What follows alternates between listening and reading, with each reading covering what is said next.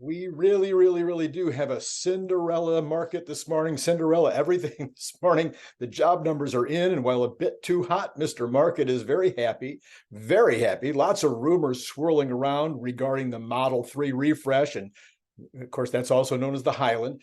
We have actual information, not just rumors that appear to apply to the upgrades at Fremont and Shanghai. We'll talk about the job numbers, the inflation numbers, the overall prospects for the market, and especially whether I'm still loving my $300 estimate for Tesla by August 14th. Okay, this is Randy Kirk.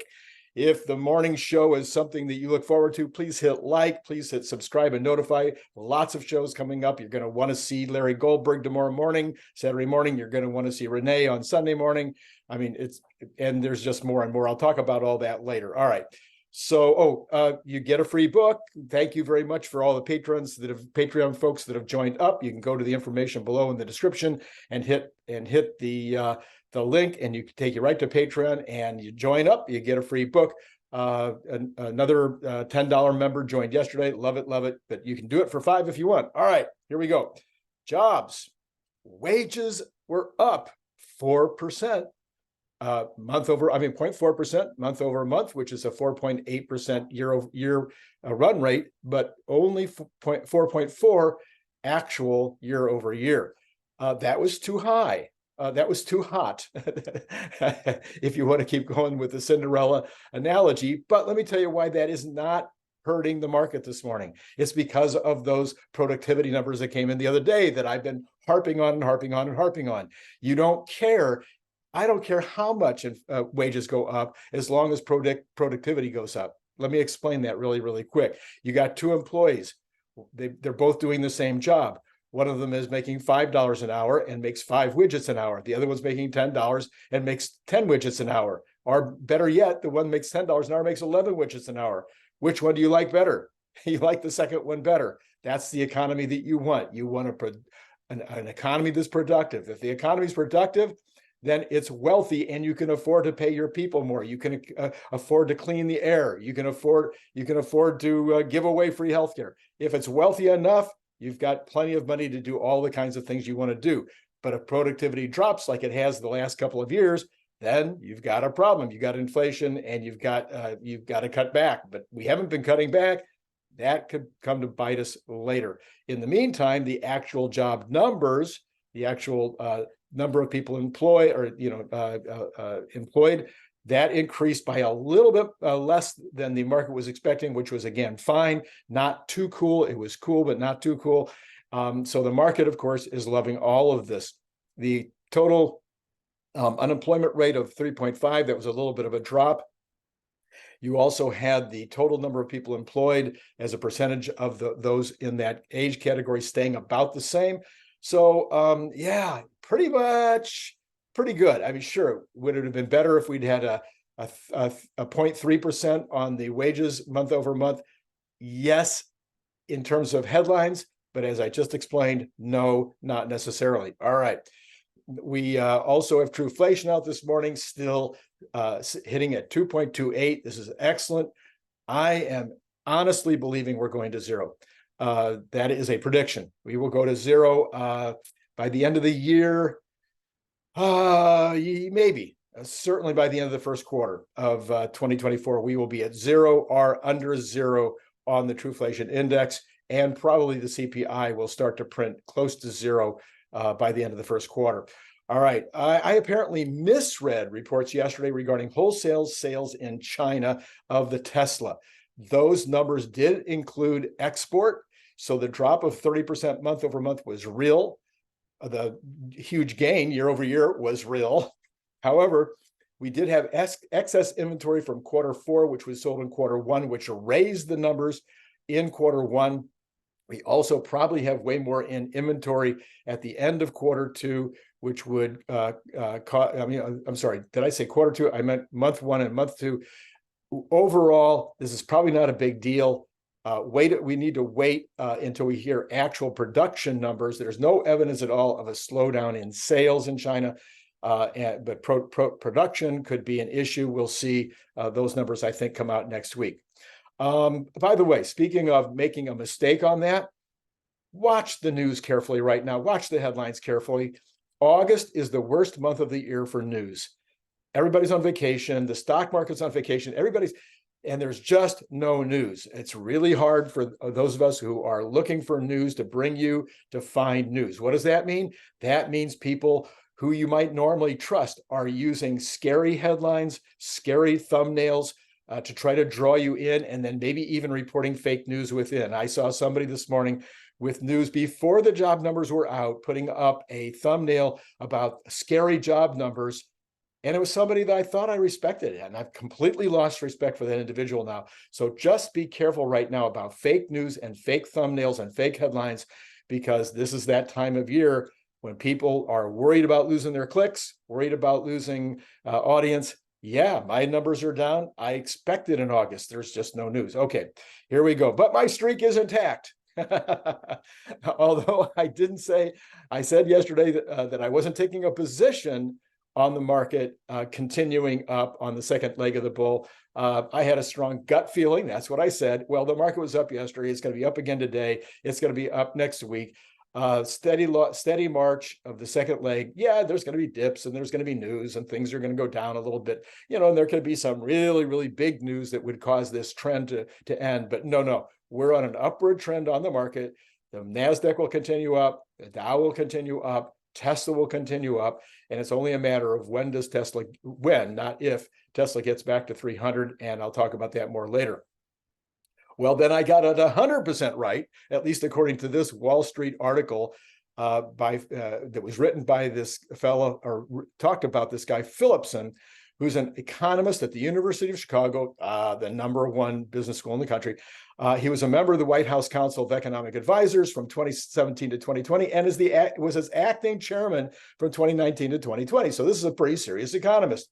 He says, now listen to this, the rate hikes since March 2022 may be raising rather than lowering measured housing costs by having unusual effects on supply and demand. I've been saying this for months and months and months. Why don't these people listen to me? Housing prices are trending upward this year, partially because of rate hikes that are suppressing the supply of housing as well as the demand. Some 40% fewer existing homes are for sale than before the pandemic. I've said this over and over again. That's because about 90% of outstanding mortgages are financed at these. He's like reading a video that I did months ago. No wonder owners don't want to sell. Well, when rate hikes lower supply more than demand, it raises rather than lowers housing prices. Meantime, as higher prices and financing costs deter would-be home buyers, rental demand and prices have increased as well. Well, actually, he's wrong about that. Rental demand is not higher. Well, there's more rental demand, but there's also rental supply. Anyway, rate hikes may be inflationary rather than deflationary for 40% of the core CPI. If you follow this channel, you can go back, you can watch video after video where I'm saying these exact same things. But then he blows it in the last line. He says, housing construction could thus take a hit from future rate cuts. No.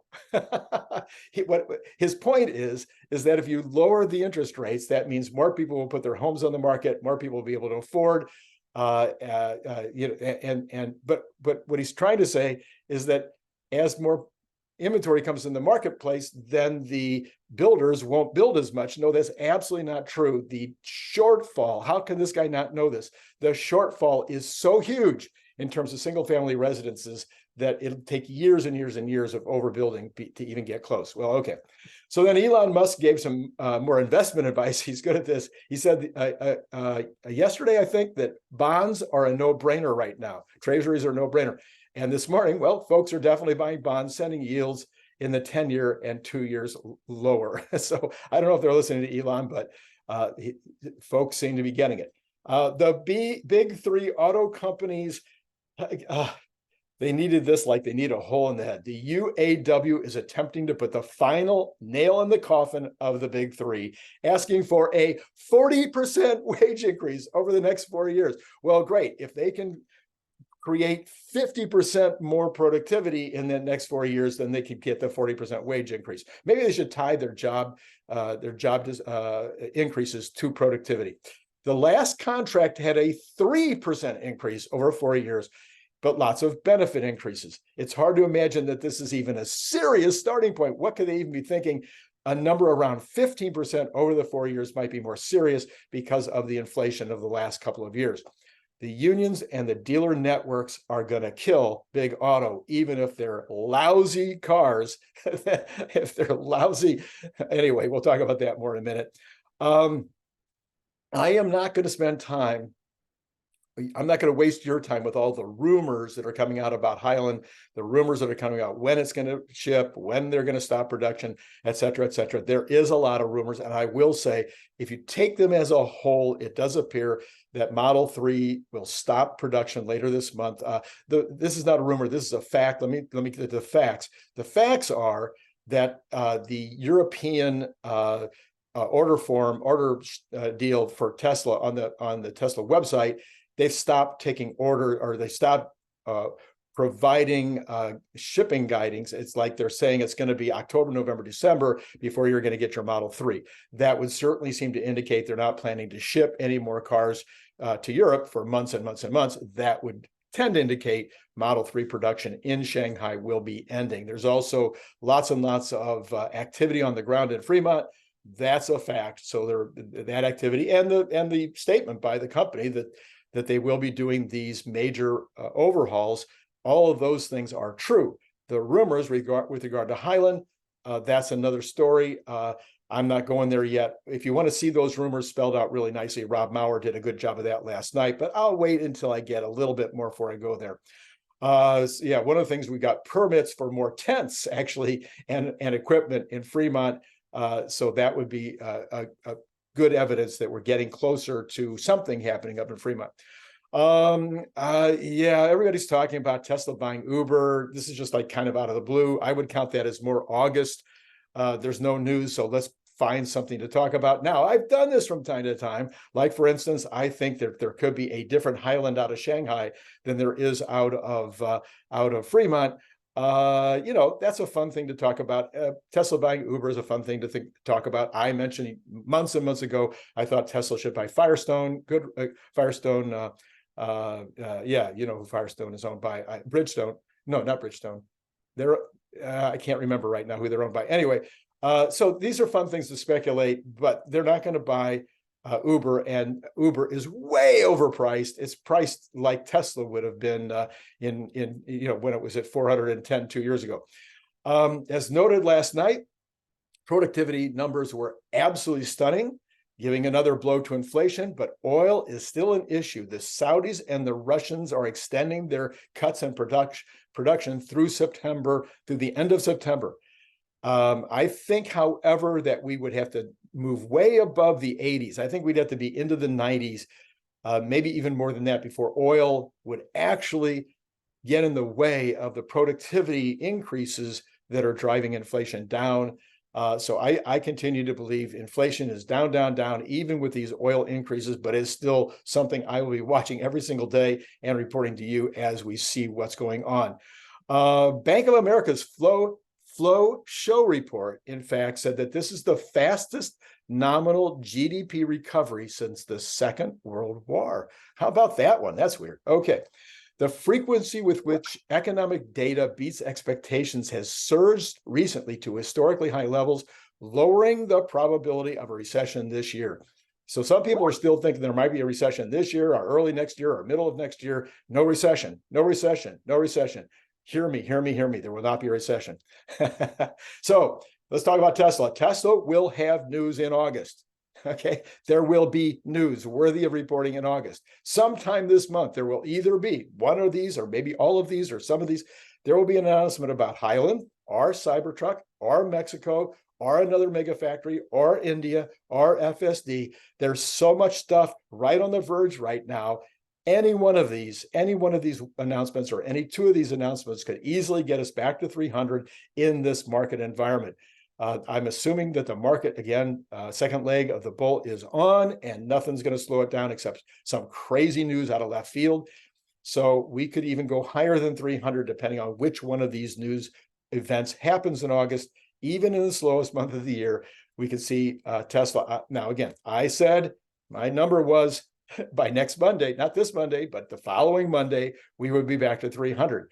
That is still my estimate. I know it sounds crazy, but all the Cinderella stuff that just happened this last week, I mean, unbelievable stuff, and it's not being reported as well as it could in terms of what's happening in this market environment, the economic environment. You just heard what Bank of America said. It is all there. All the pieces are there. The market should be going up nicely next week, and that should carry Tesla close to, if not to 300 and over. When I say close to, I mean like last time, 299 and change. Okay. The competition, Tesla competition is coming out of the woodworks. Everybody's got a new car. It's all going to be out next week or next year or next month, and some of it actually is. There is nothing compelling. I'm trying. I'm looking at each one. I'm analyzing them. I'm looking at them. I want to report to you. Oh, here's a compelling car at a compelling price. Nothing. Anyway, let me continue to point you to Brian Wang's interview. If you haven't watched that, please watch it. Okay, let's take a look here. We need to see what the numbers are here at the as we end this particular episode. And what we've got right now is we have Tesla now has had some profit takings. We're back to about zero on up just pennies. The Dow, though, is up strongly. The NASDAQ has come down off its beginning numbers as well. Not 100% sure why that's taking place. Apple is down 6 today. They didn't like the earnings report yesterday, but Amazon continues up 11. So overall, the market this morning is now trending down. I think that'll reverse again during the day. The Cinderella economy, I'm telling you, it's on. So this is a little profit taking. I think it'll reverse during the day. That is my estimate for today, and we'll end up in the green across the board. Tesla even is going back up a little bit right now. Let's take a quick look and see if there's anything happening in the rest of the things. Crypto is still in the low 29s. The dollar is slipping a little bit this morning. Gold is back up a little bit, almost back. It's 1981, so that is heading in. So that's because the dollar is weak. Gold will be up. The dollar is weak. Oil will be up, but it's still at 82. That's really become a hard number to get through. So 82 might be the top. And then bonds continue to. The 10-year is down, and the 2-year is down strongly, and the 2-month is at almost break even. Okay, so. Upcoming this weekend, tomorrow morning, Larry Goldberg. Sunday morning, Rene from Fallacy Alarm discussing something called the commitment index and how you can use it to time market direction. Amazing, absolutely amazing. It's in the weeds, but it's amazing. You cannot miss that one. Larry Goldberg and I tomorrow morning will be discussing the Cathie Wood report that'll be out tonight. Cathie Wood gets it right. She's been getting it right. She's got it right. Yeah, her stocks are still beat down, but I'm in them. Okay. And then Larry Goldberg on Monday, I think, or Tuesday, will dig into his theory regarding Tesla licensing or acting as a tier 1 supplier to Ford and others. And then Rene will be back on Tuesday to discuss more general issues. I enjoyed that interview as much as any interview I've ever done. That'll either be Monday or Tuesday. Larry's other one. Anyway, I'm not 100% sure which day all these things are coming, but they're all coming to you just as soon as possible. Like, subscribe, hit notify if you want to be notified of these things, and then join Patreon. Loving it. How many folks are joining Patreon? You get a free book on audio, not just a free book on audio when you join. So go down below to the description, hit the link to Patreon, and you get 7-day free trial. You get to take a look at the stuff I'm uploading. In fact, Renee's interview that'll be next Monday or Tuesday, that one's already uploaded. You can see it right now on Patreon for free. And then 7 days later, make a decision if you want to spend $5 a month. All right, that's it for this morning. It has been great talking to you.